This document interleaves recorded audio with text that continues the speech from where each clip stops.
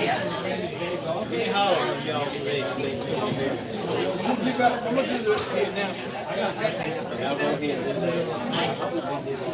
I come, please get everybody to let me see all.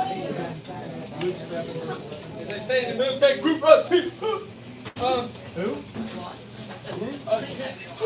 We talk better than that in the airport. Like I said, 10 hugs. 10 hugs. Hey, look, it's good to see everybody tonight. A couple of things I wanted to bring out about the upcoming holiday that we've got coming. The Super Bowl of Christianity, Easter itself. Starting with this weekend, Sunday is our Easter cantata with our traditional choir. I'm sure, are y'all leaving early tonight? I knew y'all would be. All right. Sorry, Jill. It's not you. The cantata will be this Sunday morning at 8:30. And I hope everybody's able to come. Yes, it's right here. If not, please watch it online. It should be really good. Then at lunchtime at 12 o'clock on Sunday morning, we are having our annual Easter egg hunt and hot dog lunch. So invite your kids, grandkids, whatever. Bring, if you will, make sure they bring their Easter basket, their egg hunting basket. So they can go out and hunt This is all Nina's too, right? Then next Make week, her a section. yes, starting next week, we're going to do Wednesday night dinner next week, and it's going to be our Monday Wednesday, okay? Because we're not going to do Monday Thursday, we're going to do Monday Wednesday. But this, But I'm going to try to, what I'd like to make it next week is next Wednesday's not going to be our normal Bible study. We won't be where we're going to end up tonight in the book of Luke. I'm going to actually do a Monday, Thursday type service where everybody, and I want all the families to be here. I hope we have to open up everything. If you bring your kids, I'm going to bring the kids down, right? And we're going to just be together. And then the service that we'll do, it won't last as long as, I won't talk as much as I normally do. But I want to see, I'm on this Holy Spirit thing right now of Jesus eating with his disciples, telling his disciples how much he loves them, and telling them they got to go out and love other people. And I want to share that with everybody in our church. Next Wednesday night, I'll get you some numbers. Wait a minute, so you're talking about people being here for the meal? No, Okay, all right. no. But I'm going to invite them and see if they want to come, and then I'll get those numbers for you. But as of right now, it's for the service for 6:30. one of the big votes. Then we're not going to do Monday Thursday because we're going to do a Good Friday service. I can't kill everybody here. So we're going to do a Good Friday service at 6:30 next Friday night. It will be in the sanctuary. It will last about 40 minutes. If you're elderly and you don't like to drive at night, you should be done so that you can get home before it gets dark. All right, good job. Then on Easter Sunday morning, sunrise is 7:04. We will start our sunrise service at 6:45. Our hope, as of right now, is to be out at the property on the corner of 3rd and Gibson. I'm going to invite Copperstone. They've got a little Facebook page. I'm going to invite all of them because all they got to do is walk over. Patsy, you could almost walk. And I'm also going to try to get it on Governor Green's page. So to invite them because we're actually out their back door. But it's going to be a very simple service because we got to get back here for church. And so we're going to have just Dakota's going to come out and play a couple of hymns on his guitar. Colton's going to lead us in some hymns. We're going to praise. We're going to watch the sun come up, and we're coming back to church. Well, you got time to go home and change clothes. But then our 8:30 service will be our He is alive. He is alive. He is alive service at 8:30. Then 11 o'clock, there's going to be some extra music, but we're still going to have a He is alive. He is alive. He is alive service. Right? And then we're going to take a break. Yes.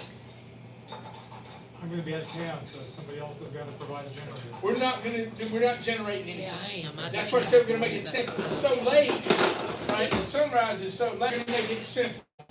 But I think that's okay. every now and then to go out. We're just gonna do acoustic. Right? And just we're gonna sing hymns that we know. I'll print out little flyers with the words on it, so we'll have them, and we'll go from there. I think that's everything right now, except for what David's gonna talk about. But I want you to put I want you to put this on your calendar as well, even after David, is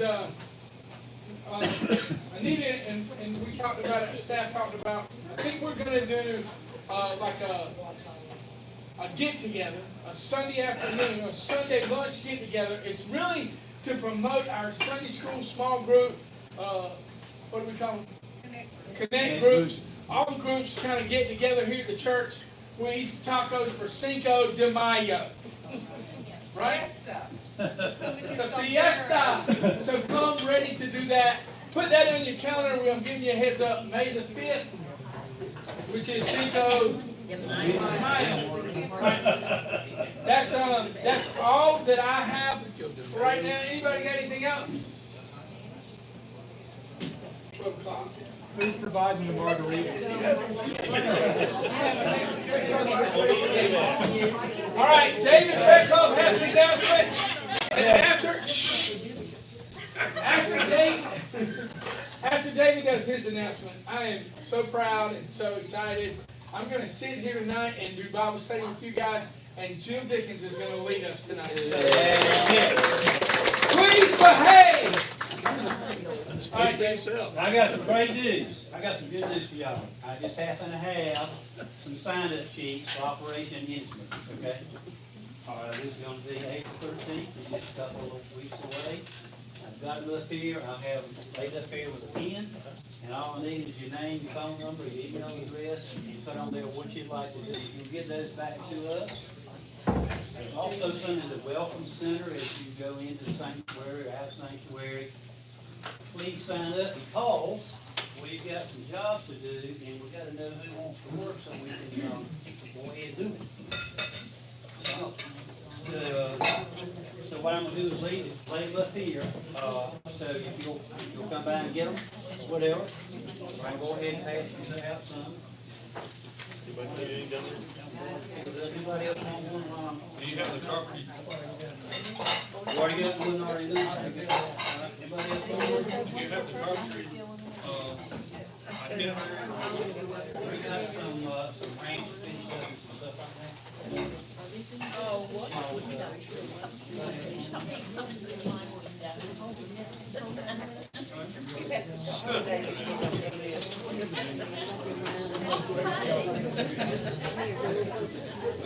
have some garden cleaned up, some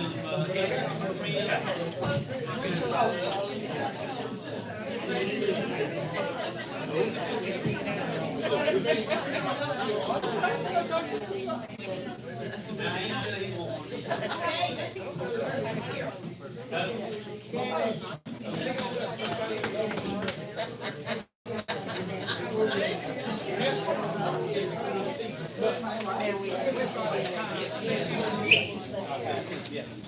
By the way, we're going to have taco soup this time here in the fellowship hall with the same we do and all that kind of stuff. Okay? Starting at 8 o'clock. Man, I'm going to be out of these things in a minute. Okay. Appreciate y'all. We're going to have a good time. Thank you, Jill.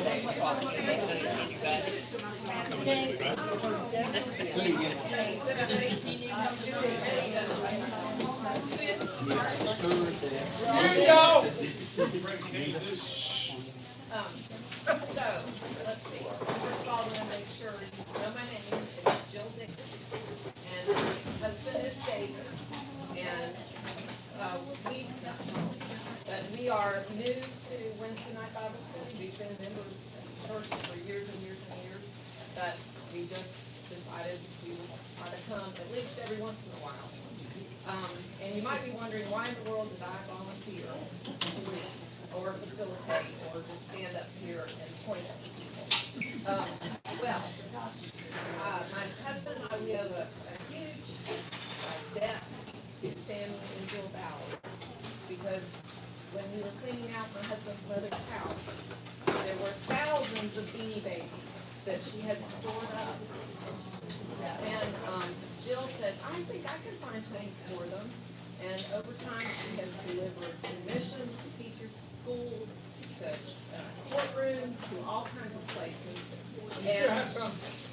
And I am scared, I'm gonna drive up to my house one day, and the rest of them are gonna be piled in my yard. So anything I can do for Sammy and Jill, I won't say David and Jill, but Sammy and Jill, I'm gonna do. I think he owes them quite a debt here.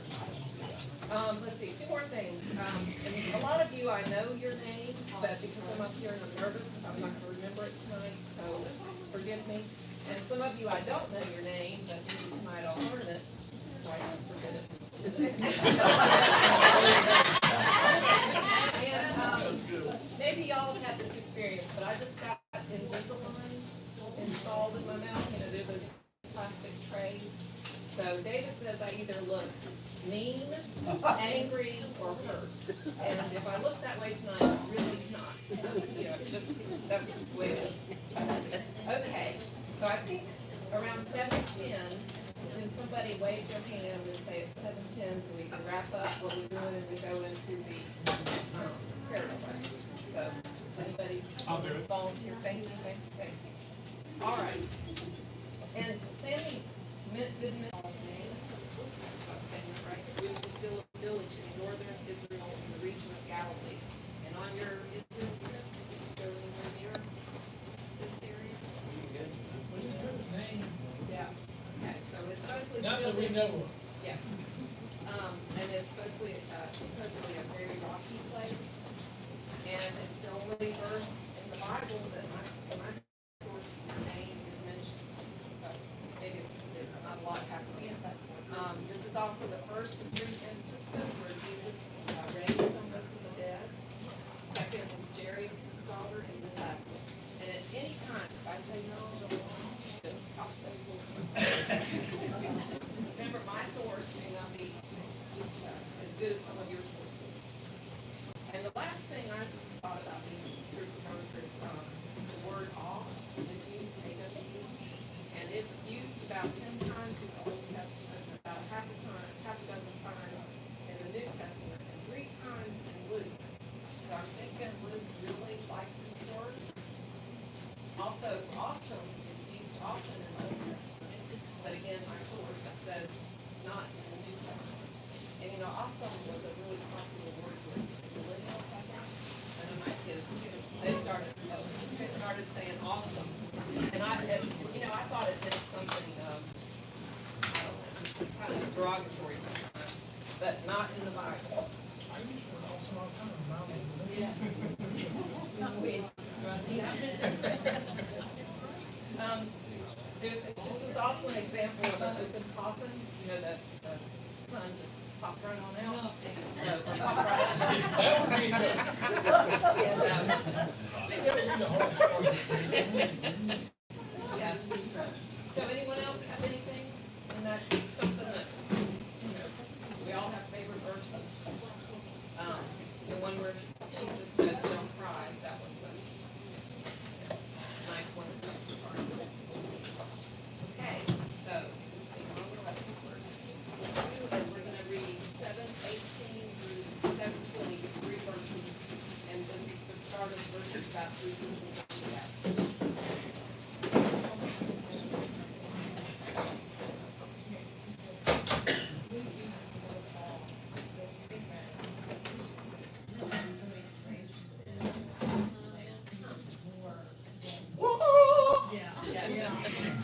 I'll be like, man, I'm dropping that dude and running.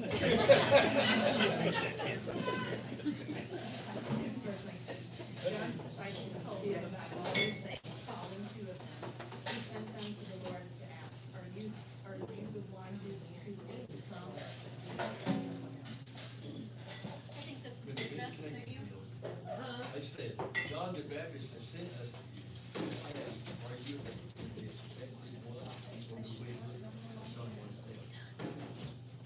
Okay, so, the last verse in 7:17, where it says this news about Jesus spread throughout Judea and the surrounding country.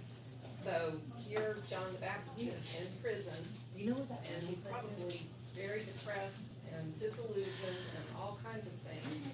And he's starting to hear what Jesus is doing, but it sounds like it doesn't sit well with him.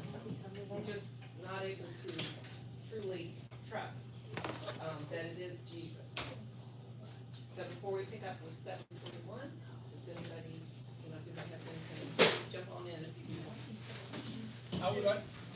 I was just gonna say, it's interesting that you asked Jesus if he's the one, because John's the one who baptized him, and I recognize him, so it makes me wonder why he baptized.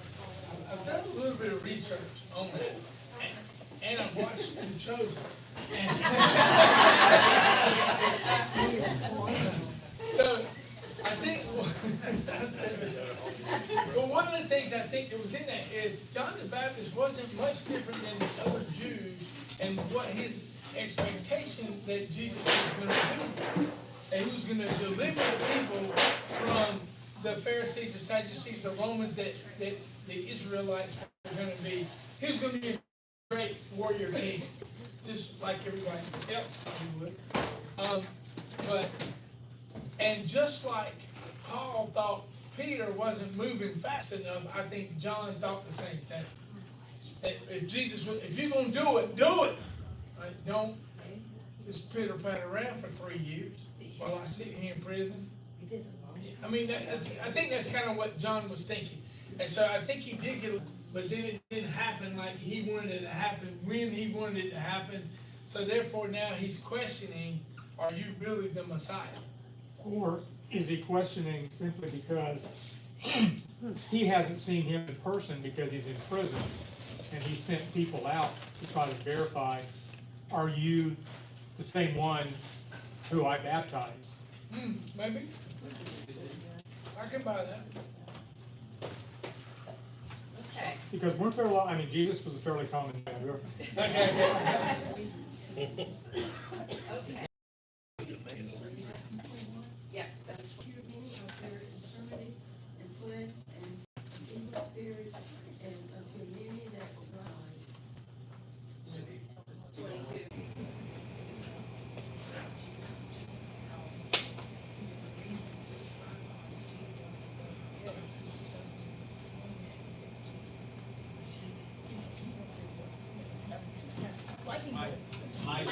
Mike. And how disappointed he was, and I wonder if they had that's the same thing with John.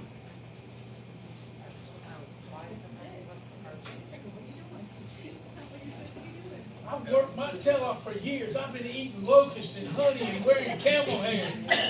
This better be the one.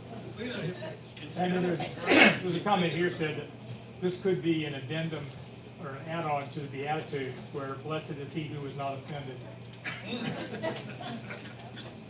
But, this is, to me, it's from the perspective of John, that, he's hearing these things, he sends 2 people to speak to Jesus, and what's Jesus' reaction to John, who was there, who baptized him, who heard Well, if you can get out of God work, speak, get out of and me.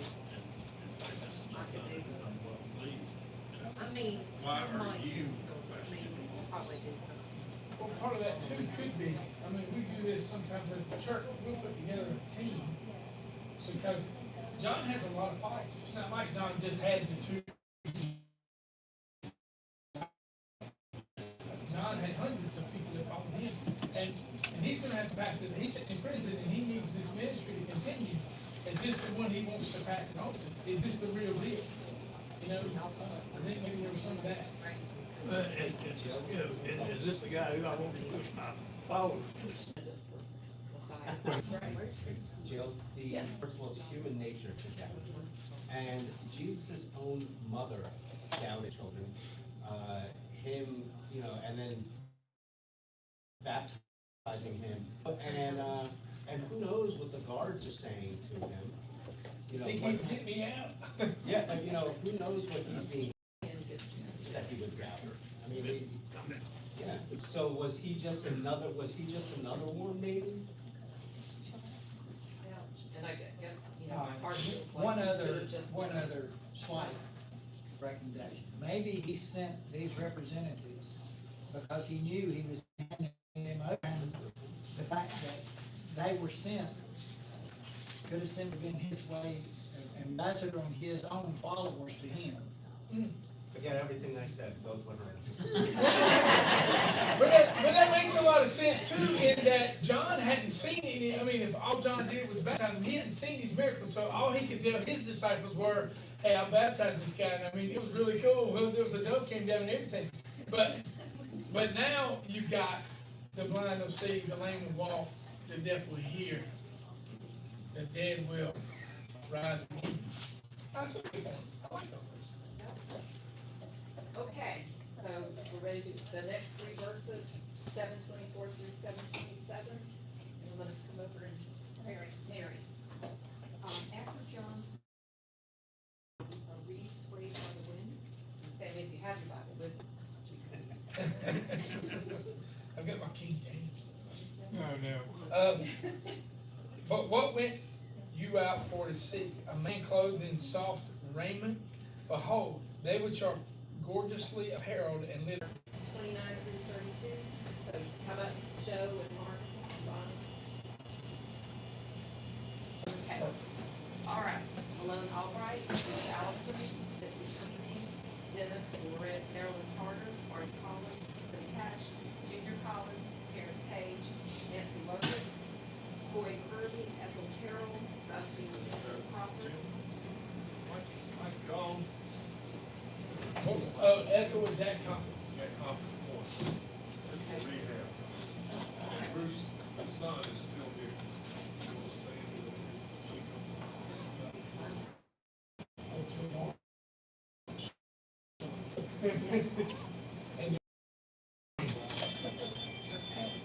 Rusty and Tillman, Donna Douglas, Tanya McManus, Francis Wright, Dalton Booth, Mary Bell Bradshaw, Tim Bradley, Scott Green, Bobby Dickerson, Opal Diller, Sylvia Duckworth, Bobby looking good. Sylvia Duckworth, Raymond Ely, Linda Eichman, Gerald Green, Rusty Garrett, Nathan Coons, Kenny Frazier, Bertrand Hill, Johnny Parker, Bobby Joe, Phyllis Parker, Barry Oakley, Jerry Moore, Al Ogden, Scott Eby, Coy Maeve and daughter Kay, Lottie Robinson, Amber Sykes, Josh Schultz in the military